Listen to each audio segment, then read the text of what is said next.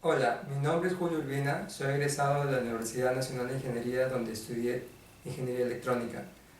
Al concluir mis estudios empecé a trabajar en el Radioobservatorio de Jicamarca, donde laboré por aproximadamente 3 años. Luego me fui a estudiar mi maestría y mi doctorado en la Universidad de Illinois Urbana-Champaign. Al concluir mis estudios empecé a laborar en la Universidad de Arkansas Little Rock y también trabajé en el Radioobservatorio de Arecibo. Actualmente soy profesor asociado en the Pennsylvania State University en la Escuela de Ingeniería Eléctrica y Ciencias de la Computación.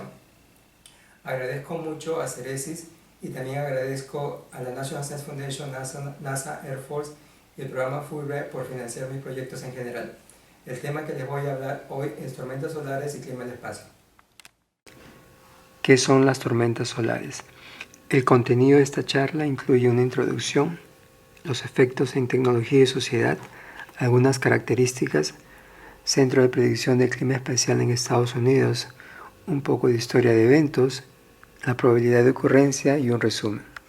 Antes de empezar a hablar sobre tormentas solares, debemos de poner en contexto a la Tierra y sus diferentes sistemas, que forman parte del clima espacial, los cuales son afectados por los efectos de las tormentas solares.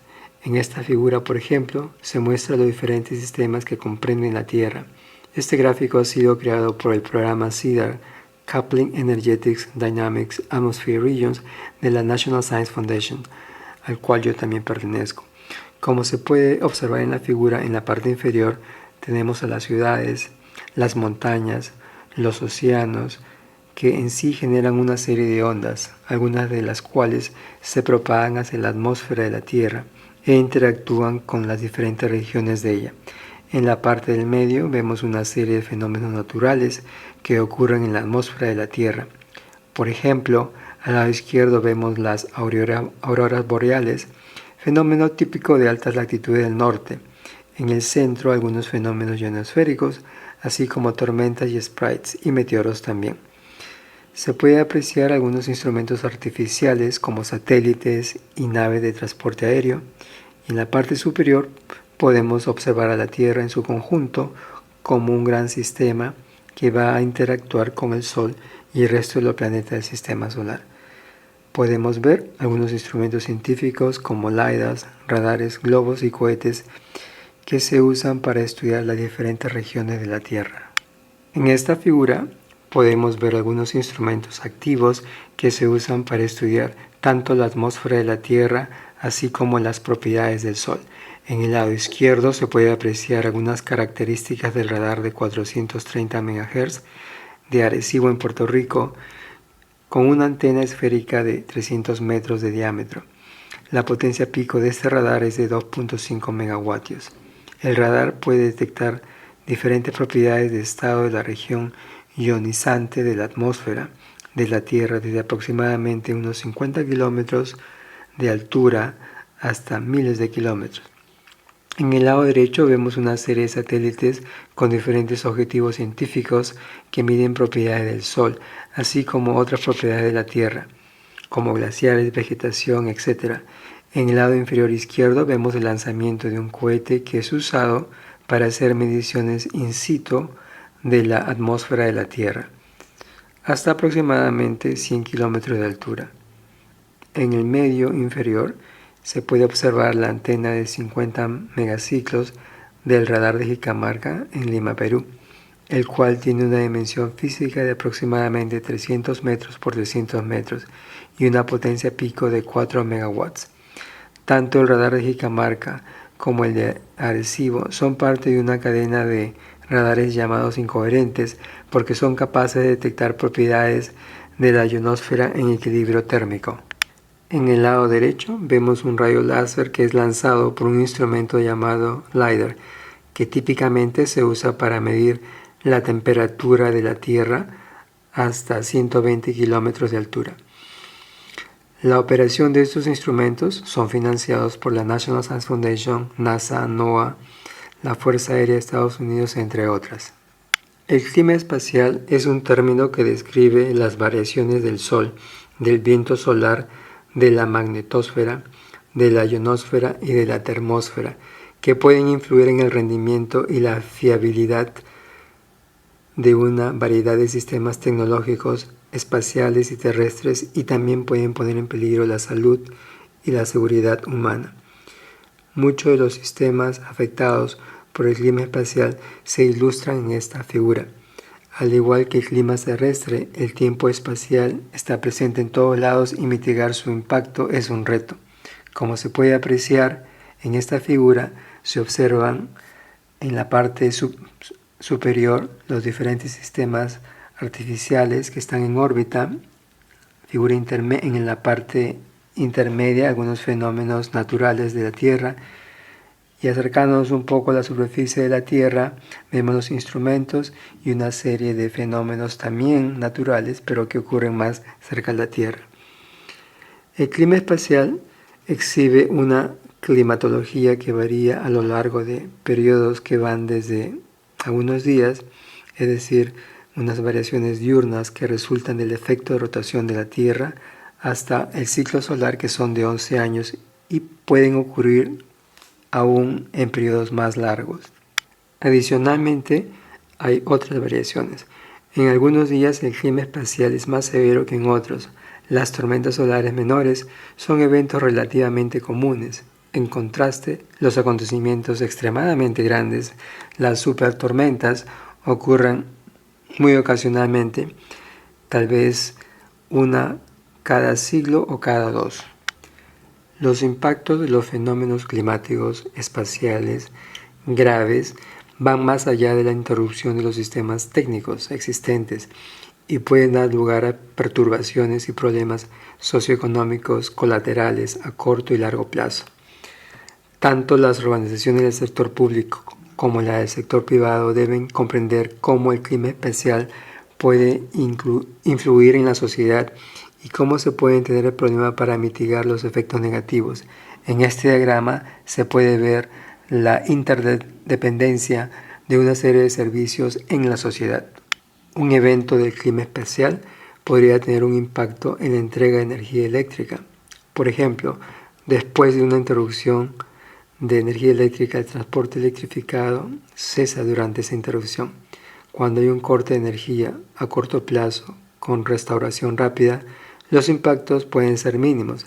Sin embargo, con una interrupción a largo plazo, digamos del orden de varios días, o tal vez debido a daños severos en el equipo, incluso mucho más, la pérdida de energía después de que se agoten las fuentes de alimentación de respaldo podrían afectar el agua, la comunicación, la banca y las finanzas, casi todas las infraestructuras críticas, incluidos los servicios gubernamentales. La pérdida de estos sistemas durante un periodo de tiempo significativo en una sola región del país podría afectar a toda la nación y tener repercusiones internacionales. Por ejemplo, las instituciones financieras podrían ser cerradas, el transporte de mercancías detenido y las comunicaciones interrumpidas, como se sugiere en esta figura. El concepto de interdependencia es evidente. En la falta de disponibilidad de agua debido a la interrupción a largo plazo de la energía eléctrica y la incapacidad para reiniciar un generador eléctrico sin agua en el lugar, los suministros de los cuales se han agotado. Esto puede crear un caos y un desorden de proporciones inimaginables. ¿Cuáles son las causas del clima espacial? Aunque hay alguna influencia de fuera del sistema solar, la mayoría del clima espacial comienza en el Sol. Los elementos del sistema solar acoplado Sol-Tierra consisten en Sol, viento solar, campo magnético solar, magnetosfera y ionosfera, como se muestra en esta figura. El Sol es una fuente casi constante de radiación óptica y radiación casi infrarroja. Sin embargo, existe una variabilidad considerable durante los periodos de tormenta en emisiones ultravioleta, rayos X y longitudes de onda de radio.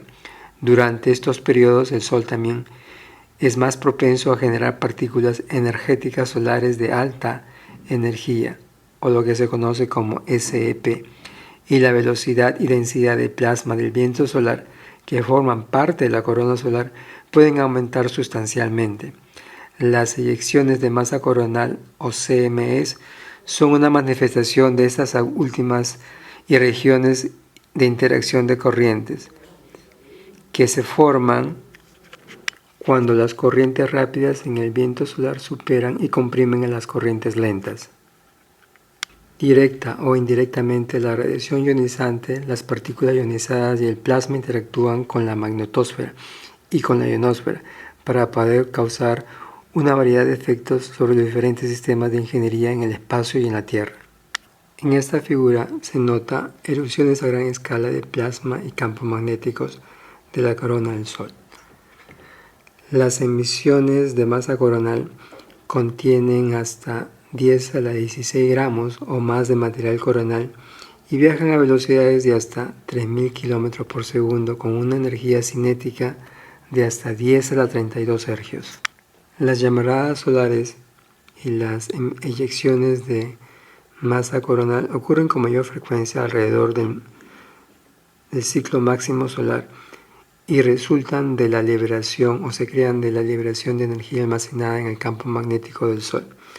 La orientación del campo magnético interplanetario en el viento solar controla el grado en el que las erupciones de masa coronal y las regiones de interacción de corriente influyen en el sistema de acople magnetosfera-ionosfera, produciendo las perturbaciones que se conocen como tormentas geomagnéticas.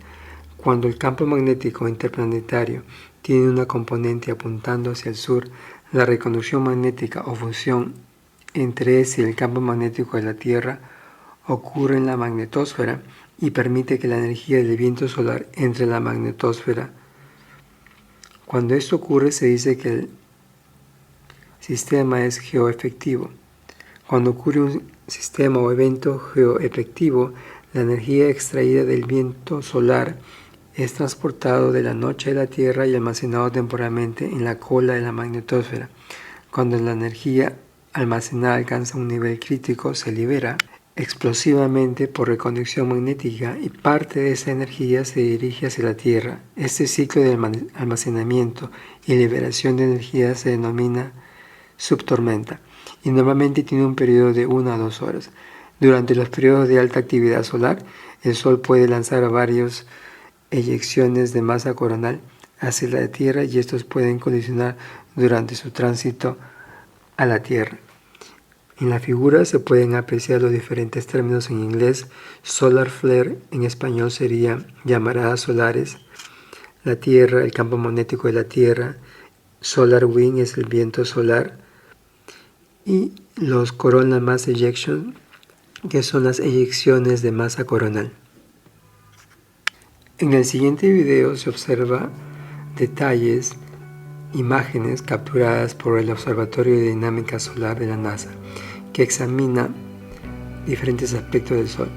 La fuente de todo clima espacial es el Sol, el cual afecta no solamente nuestras vidas aquí en la Tierra, sino a la propia Tierra y todo lo que está fuera de su atmósfera, astronautas y satélites en el espacio e incluso otros planetas.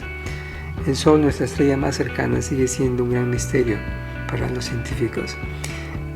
El sistema dinámico de observación del Sol nos deberá comprender de dónde viene la energía del Sol, cómo funciona el interior del Sol y cómo almacena y libera la energía en la atmósfera del Sol.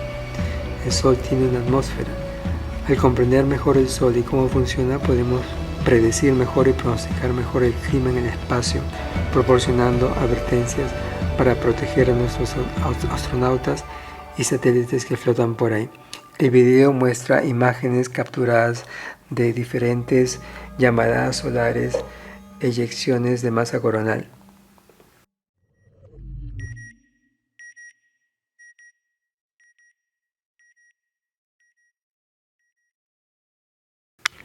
Los entornos geomagnéticos satelital, atmosférico e ionosférico reaccionan con una mayor actividad solar. Sin embargo, cada ambiente reacciona de manera diferente, dependiendo del espectro de energía de la radiación electromagnética y las partículas. La tormenta comienza con el desarrollo de uno o más grupos de manchas solares complejas que se observan atravesar la superficie del Sol. Dentro de estas regiones activas se produce una o más llamaradas solares y se detectan en la Tierra a las longitudes de onda de radio, óptica y de rayos X. 8 minutos después, las partículas solares energéticas relativistas se liberan y se detectan unos minutos más tarde en los satélites y en instrumentos en la Tierra. Estos siguen llegando durante un periodo de horas e incluso días si se producen más erupciones. Se produce una eyección de masa coronal de plasma que viaja hacia afuera a muchos cientos de kilómetros por segundo, tomando aproximadamente entre 15 a 72 horas para llegar a la distancia orbital de la Tierra. El nivel de impacto en la Tierra depende de la velocidad de la eyección de masa coronal, de su proximidad con respecto a la Tierra y de la orientación de los campos magnéticos en la eyección de masa coronal y en el viento solar comprimido por delante de la eyección de masa coronal. Acá en la figura se pueden apreciar una serie de escalas y de tiempos de los diferentes procesos, diferentes partículas y también los elementos que alcanzan tanto en el espacio como en la Tierra. En Estados Unidos, el Centro de Predicción del Clima Espacial pertenece a la NOAA. Es la fuente oficial de pronósticos meteorológicos y acá se ver una foto del centro de control. Los eventos, las alertas y advertencias para la comunidad de usuarios civiles y comerciales en los Estados Unidos se clasifican en diferentes tipos en las escalas espaciales que la NOAA ha determinado y que se pueden ver en su página www.swpc.noaa.gov.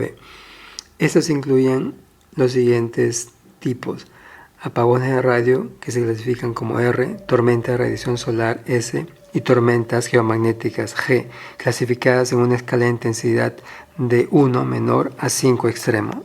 Además, las perturbaciones ionosféricas, que a menudo se asocian con tormentas geomagnéticas, pueden ocurrir independientemente de los otros tipos de eventos espaciales y crear una dificultad considerable para las comunicaciones y las señales globales del sistema de navegación por satélite.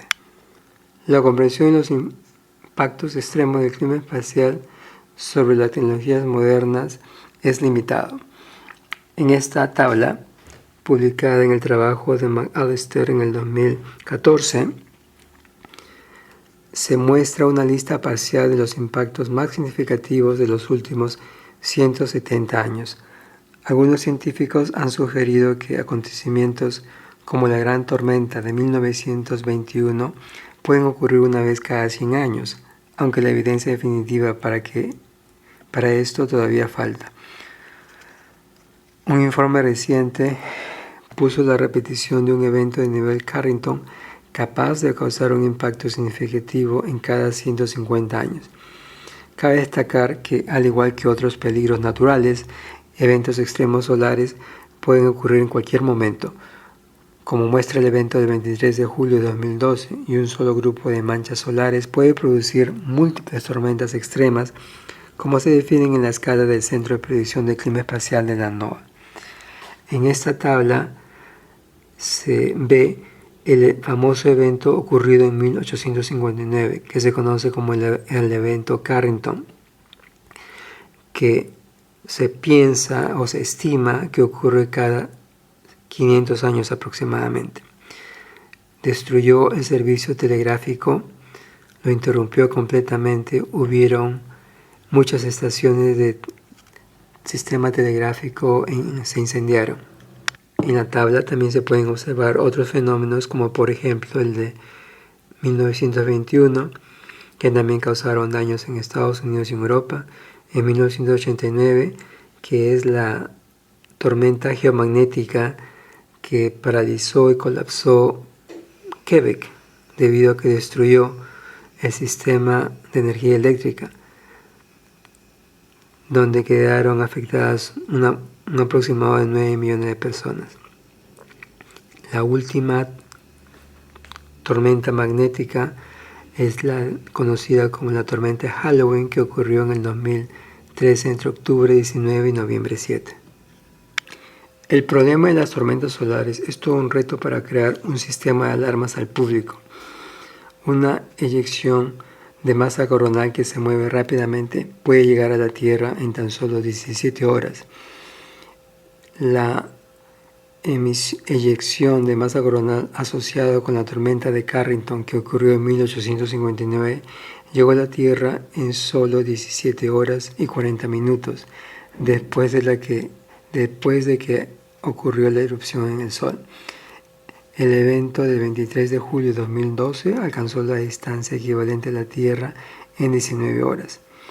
Muchos medios de comunicación reciben los mismos productos de correo electrónico de la Estación de Predicción del Clima Espacial que las agencias gubernamentales y sabrán que un evento extremo ha ocurrido minutos después de la erupción. Sin embargo, la orientación magnética de la eyección de masa coronal no se conoce sino hasta que llegue al sistema espacial de la NASA Advanced Composition Explorer, muchas horas más tarde. Es un instrumento que mide la orientación magnética de la eyección de masa coronal. La Advanced Composition Explorer está localizada hacia el Sol, mirando hacia el Sol de la Tierra a una distancia de 1.6 millones de kilómetros. Puede proporcionar entre 15 a 20 minutos de advertencia antes de que un evento rápido de eyección de masa coronal llegue a la Tierra. En esta tabla 2 se puede ver una hipnosis de los diferentes tipos de alertas que ha desarrollado la NOAA, duración e impacto primario del tiempo espacial, resumido por el Centro de Predicción de Clima Espacial de la NOAA. Los efectos de las tormentas solares pueden medirse de varias maneras, pero la serie más extensa de mediciones ha sido realizada por magnetómetros de Tierra. Estos registros han demostrado que ha habido muchas tormentas solares, de las cuales un número muy pequeño es severo. La tormenta del 2 y 3 de septiembre de 1859 es el evento más grande registrado y es conocido como el evento Carrington, como mencioné anteriormente. En honor, lleva el nombre de Richard Carrington, que fue el astrónomo británico que observó una gran llamarada solar el día antes de la tormenta. Durante este periodo las auroras boreales fueron vistas en todo el mundo, en lugar de solo en latitudes altas. Hay informes contemporáneos que demuestran que las auroras fueron observadas en el Caribe. El efecto de Carrington sirve por esa razón para muchos como una referencia. Ahora, creemos que esta llamarada fue asociada con un evento de eyección de masa coronal muy rápido, que tomó solamente 17.6 horas para viajar del Sol a la Tierra. El evento Carrington ha sido ampliamente estudiado en la última década y ahora tenemos una gran cantidad de datos y análisis publicados. Esto sugiere que la Tierra ha sido golpeada por eyecciones de masa coronal viajando a unos 1900 km por segundo y con un gran campo magnético orientado hacia el sur, entre 100 a 200 nanotesla. En esta figura, la figura 6, que es el reporte del Royal Academy of Engineering on Extreme Weather Impacts on Engineering Systems and Infrastructure, las tormentas geomagnéticas más importantes desde 1850, basado en el índice geomagnético desarrollado por el Centro Nacional de Datos Geofísicos de los Estados Unidos, están acá mostradas. Como se puede observar, el evento Carrington es el gran pico de la izquierda y que sirve como referencia para medir los otros eventos. Dado el riesgo potencial de eventos del clima espacial severos, es vital evaluar la probabilidad de que estos eventos puedan ocurrir en el futuro y comprender la naturaleza del riesgo. Al igual que con muchos otros peligros naturales, no tenemos medios de predecir la ocurrencia de eventos específicos, pero podemos hacer estimaciones estadísticas de su tasa de ocurrencia. Estas estimaciones estadísticas son valiosas ya que permiten a los responsables de la formulación de políticas comparar los diferentes riesgos y priorizar los recursos aplicados para mitigar estos riesgos. Para el clima espacial severo, el punto de referencia generalmente aceptado para evaluar el riesgo es que nuestro planeta experimenta un evento como el tipo Carrington. Un artículo reciente examina varios parámetros: la velocidad de las eyecciones de masa coronal, la fuerza del sistema de corriente ecuatorial de la magnetosfera de la Tierra y concluyó que el riesgo de un evento de este tipo podría ser tan alto como el 12% en una década, según un trabajo publicado por Riley en 2012. Esto corresponde a un periodo de retorno a intervalo de recurrencia de aproximadamente 79 años. Pero esto no significa que debamos esperar un evento severo cada 79 años. En realidad esperamos que estos eventos ocurran al azar en el tiempo. El intervalo habitual de confianza del 95% implica que podríamos tener uno en 2 años, una super tormenta, pero también ello podría ocurrir en aproximadamente 300 años. Ese es el problema y la consecuencia de la naturaleza de los sistemas aleatorios. Además, debemos de considerar que los sistemas aleatorios no tienen memoria. El potencial para el siguiente evento severo no aumenta a medida que pasa el tiempo desde el último evento. Similarmente, el potencial no es menor en los años inmediatamente después de un evento severo. Esto es exactamente el equivalente de lanzar una moneda. Una serie de caras seguidas no hace que sea más probable que nos resulte en un sello en la próxima lanzada. A pesar de que hemos tenido 150 años desde el último evento de Carrington, el tiempo de espera promedio, algunos científicos estiman, es aún 79 años. Los eventos aleatorios no tienen el concepto de estar atrasados. La conclusión es que cualquier sistema sensible al clima espacial tiene una probabilidad finita de experimentar un evento climático especial severo. La figura anterior muestra, dado un riesgo del 12% por década, la probabilidad de experimentar un evento severo aumenta con la vida útil del sistema. La probabilidad asintóticamente se aproxima a 100% en periodos de varios siglos, pero si nos centramos en la parte inferior izquierda de esta figura y tomamos un 10% como nivel aceptable de riesgo, cualquier sistema con una vida útil de diseño de más de 8.25 años necesita considerar riesgo de eventos climáticos espaciales severos similares a los registrados por primera vez por Carrington. Los representantes de la NOAA y la NASA y la Fuerza Aérea, así como representantes de diferentes industrias, están trabajando fuertemente para mejorar y estimar la ocurrencia de estos eventos. Como se ha podido apreciar, las tormentas solares son un problema complejo y aún no sabemos mucho sobre el tema. Estamos estudiando, haciendo mediciones, haciendo modelos estadísticos para tratar de entender el impacto, la probabilidad de ocurrencia con mayor precisión y también los sistemas de alarma sean más efectivos. En resumen, el clima espacial es un tema que necesita más investigación. La ocurrencia de tormentas solares es un proceso estocástico. En el caso que pueda volver a ocurrir una tormenta solar igual o mayor al evento Carrington, los impactos serían multidimensionales en esta nueva sociedad o civilización en la que vivimos, tanto en infraestructura como en salud, economía, etc. Por ello, es necesario crear políticas que evalúen estos riesgos y cómo mitigarlos.